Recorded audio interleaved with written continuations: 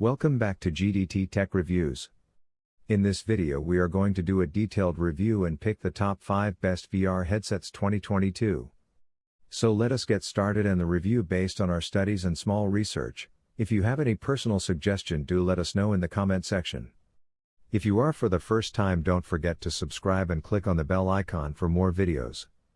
We will be also providing affiliates link to purchase from Amazon. Kindly use to for best offers and purchase from anywhere in the world. So let's get started. The first thing you'll notice about the Oculus Rift S is that it's a lot easier to set up than the original Oculus.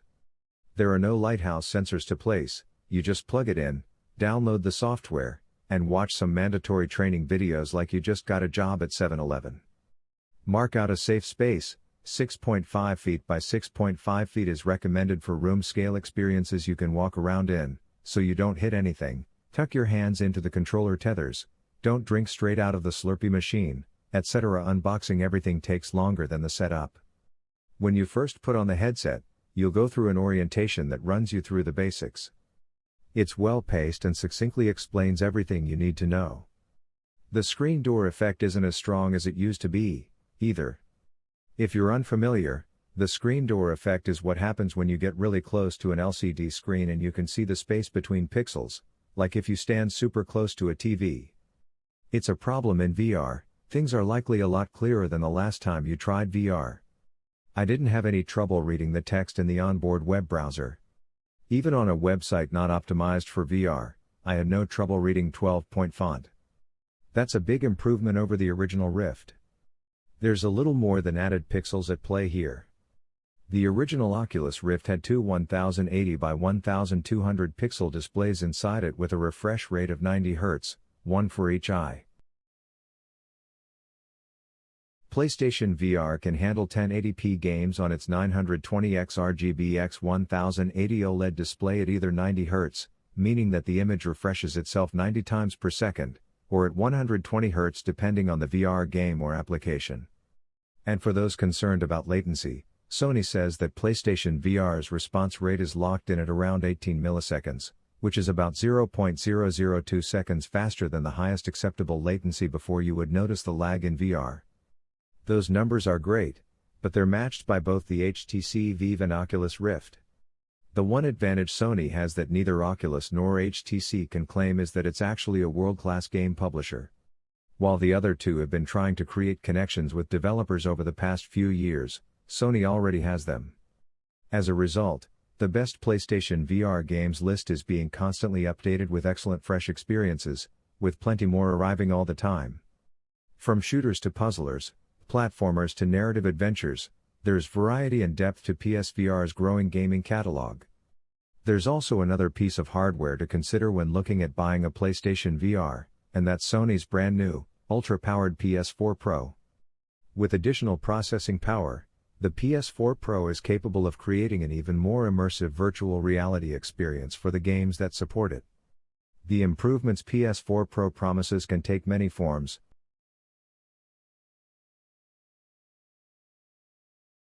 The Vive Pro 2 isn't redesigned from the ground up. HTC put most of its recent design efforts into the upcoming Focus 3, a standalone headset, doesn't require a connection to a system. For the Vive Pro 2, HTC reused much of the old design for the Vive Pro 2. The new headset shares the same shell as the original Vive Pro, as well as the Vive Pro I and Vive Pro Secure, which is designed for businesses with high security needs. The only difference is in the exterior color.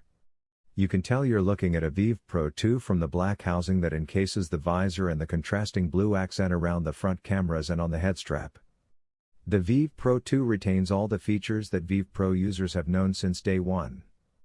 The headset includes the same rigid head strap that came with the original Vive Pro, but the rear tension dial is updated slightly. The dial has a softer clicking sound than that of the original Vive Pro.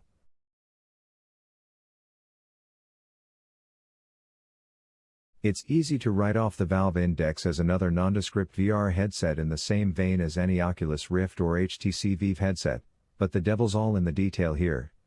On the front, there's a glossy plastic faceplate above two front-facing cameras that can be used for pass-through video and, potentially, our applications.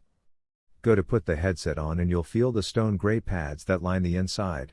It's a similar halo design to what Oculus is doing on the Rift S, and it feels both comfortable and snug.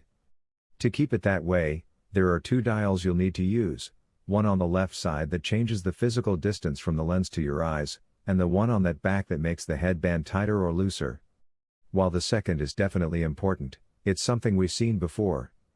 It's the first dial that's actually groundbreaking, as that's what allows the index to achieve its industry-leading field of view spec.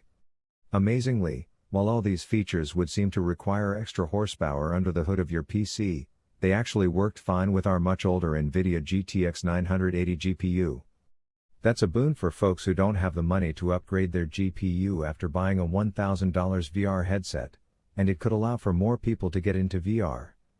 That last bit is important, because as more people adopt VR, more developers will see a business case for making VR games.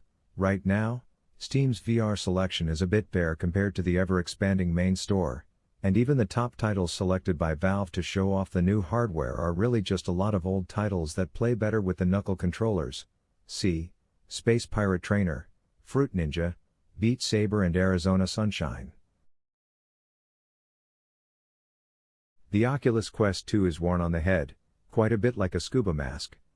Where a scuba mask's window would be, you've instead got a padded cavity that houses a pair of goggle-like lenses that sit in front of a screen, giving you stereoscopic 3D visuals. Paired with motion sensors and accelerometers in the headset, you can move your head and see the motions reflected in real time on the digital screen in front of you, as if you were looking out and moving around in the real world.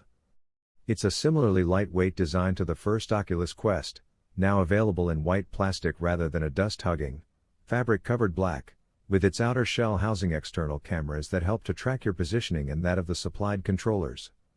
You tighten the headset with a Velcro, slightly elasticated fabric strap, a change, not necessarily for the better, from the more structured rubberized original.